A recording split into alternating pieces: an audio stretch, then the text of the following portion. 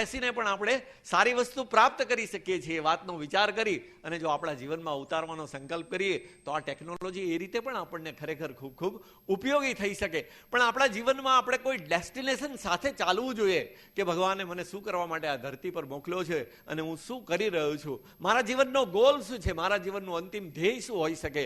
ત્યારે મિત્રો, bread butter કમાવા એ ધ્યેય ચોક્કસ હોઈ શકે, પણ એના કરતાં પણ કદાચ એક મોટું ધ્યેય, એક ઊંચું ધ્યેય, એક અલ્ટિમેટ ધ્યેય હોય તો મારા આત્માને મારે સુખી કરવો છે એ હોઈ શકે. મારા આત્માની યાત્રાને નિરંતર મારે ભગવાન તરફ ચલાવી છે એ હોઈ શકે.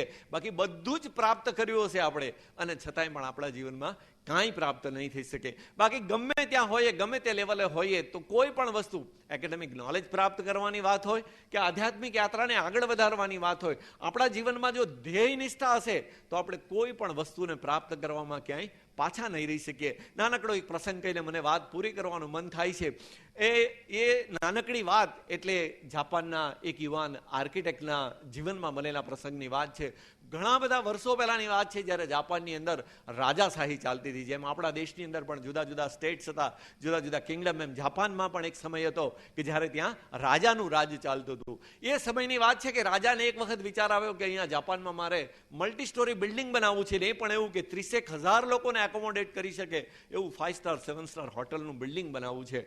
જાપાન આપણે જાણીએ છીએ ત્યાં ઓફન ઇવન અર્થક્વેક થતા હોય છે અને મોટા સ્ટ્રક્ચર હવે ટેકનોલોજીના ડેવલપમેન્ટના કારણે પોસિબલ થઈ શક્યા. નહીં તો વર્ષો પહેલા તો સાવ નાના અને એકદમ લાઇટ વેટ સ્ટ્રક્ચર બનાવવામાં આવતા. એમાં રાજાને વિચાર આવ્યો, રાજાને ના કોણ પાડે, એટલે જાપાન આખાના જે ટેલેન્ટેડ આર્કિટેક્ટ્સ હોય એ બધા ભેગા થયા. એને એમ થયું કે આપણે ના પાડવી એના કરતાં આપણે ના પાડવાનો કોઈ ટેકનિકલ રસ્તો શોધી લઈએ.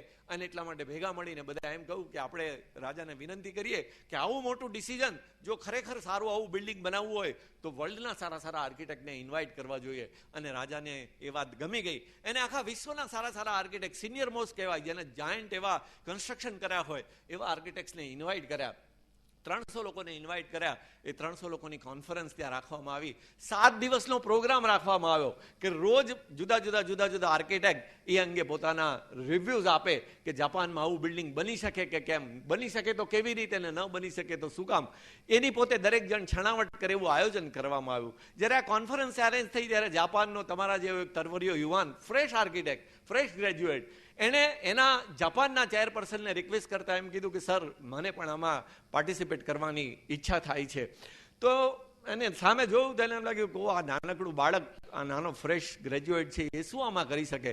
એને ના પાડી, 1 વાર 2 વાર 5 વાર એને કન્ટિન્યુઅસ ના પાડી. પછી એને જોયું કે આ જાપાનનો છે, એને આટલી બધી શ્રદ્ધા છે, તો એને એમ કહ્યું કે તને એક શરતે હું આમાં પાર્ટિસિપેટ કરવાની છૂટ આપું. એને એમ કીધું કે સર, એક નહીં, મને 100 શરત મંજૂર છે, પણ મને આમાં કોઈ પણ ભોગે વર્લ્ડના આટલા સારા આર્કિટેક્ટ્સ આવે છે અને મારા દેશમાં મારા રાજાનું એક સ્વપ્ન છે, એને સાકાર કરવા માટે શું ડિસ્કશન કરે છે, એ જે નોલેજ શેર થાય એ પ્રાપ્ત કરવાની મને ઝંખના છે. તમારી બધી શરત મને માન્ય છે, પણ મને આમાં પાર્ટિસિપેટ કરવા દો, મને એમાં સાંભળવા માટે પણ બેસવા દો. ત્યારે એ જાપાનના આર્કિટેક્ટે એમ કહ્યું કે તને એક શરતે એમાં પરમિશન આપું કે ત્યારે આખી કોન્ફરન્સ શરૂ થાય ત્યાંથી પૂરી થાય ત્યાં સુધી ત્યારે એક પણ શબ્દ બોલવાનો નહીં, તને માત્ર સાંભળવાની છૂટ. અને એમ કીધું કે sir, no problem, I am ready for that. એને હા પાડી અને કોન્ફરન્સ ચાલુ થઈ. તે દિવસથી લઈ અને એક પછી એક સમગ્ર વિશ્વમાંથી આવેલા આર્કિટેક્ટ જાપાનની, જેને આપણે એમ કહીએ કે જિયોગ્રાફિકલ સ્ટડી, જિયોલોજિકલ સ્ટડી કરીને આવેલા તમામ લોકોએ એક પછી એક પોતાના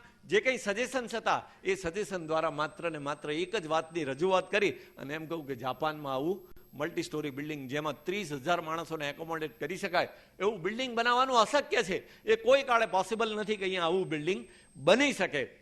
અને જ્યારે વારાફરતી બધાએ કીધું ત્યારે છેલ્લે જ્યારે 7મો દિવસ હતો અને કન્ક્લુડિંગ સેશન હતી ત્યારે જે ચેરપર્સન હતા એ બહારથી આવેલા આર્કિટેક્ટમાંથી સિનિયર મોસ્ટ આર્કિટેક્ટ હશે અને એ ચેરપર્સન હતા. ત્યારે એને એમ કીધું કે ભાઈ, હવે આપણે આ રિઝોલ્વ કરીએ છીએ અને આપણે આને કન્ક્લુડ કરીએ છીએ કે રાજાની ઈચ્છા તો છે, પણ અહીંયાનું જે કંઈ જિયોગ્રાફિકલ કન્ડિશન છે બધું જોતા જાપાનમાં આ વસ્તુ પોસિબલ નથી. એટલે છેલ્લે એમ પૂછે છે કે હવે કોઈને હજી પણ કાંઈ કહેવાની ઈચ્છા છે. ત્યારે જાપાનનો યુવાન આર્કિટેક્ટ પોતે હાથ ઊંચો કરે છે અને એમ કહે છે કે સાહેબ, જો તમે મને પરમિશન આપો તો સર, મારે ખાતરે 3 જ વર્ડ કહેવા છે.